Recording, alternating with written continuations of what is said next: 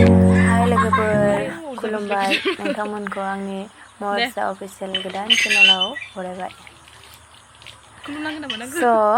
दिनैनि भिडिअ'आ जाबाय लिसु जानाय चेलेन्ज।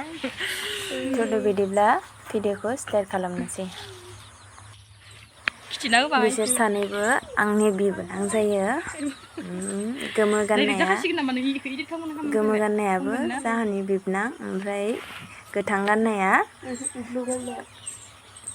गोथां ब्लु कालार गाननाया जाहानि बिबोनांनि लोगो। ओमफ्राय दा बिसोर सानैजोंनो चेलेन्जखौ खालामगोन।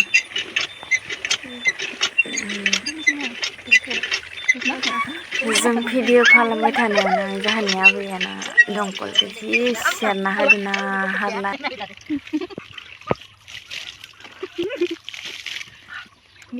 बिथांमोना जागासिनो जि बानलु आलु गोसा होखादों आङो।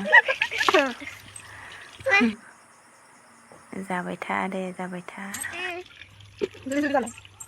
आंबो जानो लुबैसोदोंमोन, ओमफ्राय बोथोराबो एसे थान्दा ना, ओमफ्राय जोंहा बाबुबो दङ ना, बाबुखौ लोमजाजानो गिनानै जायाखै।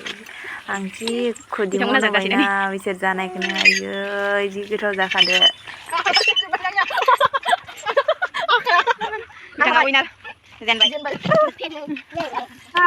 नायलाय जानिया फिसालाया जि गाजा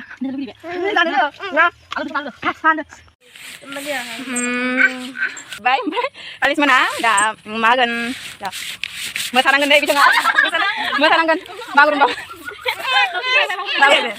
मोसानांगोन। होमबा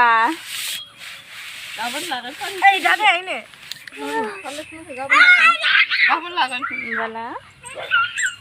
गाबोन लानाय जासिगोन।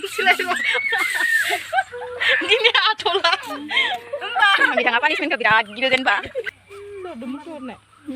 बिथाङा उइनार आं हाबाय, बिथाङा हाबायनो। बिदिबा जोङो भिडिअखौ बेखिनियावनो दोनथ'नोसै। बाय बाय।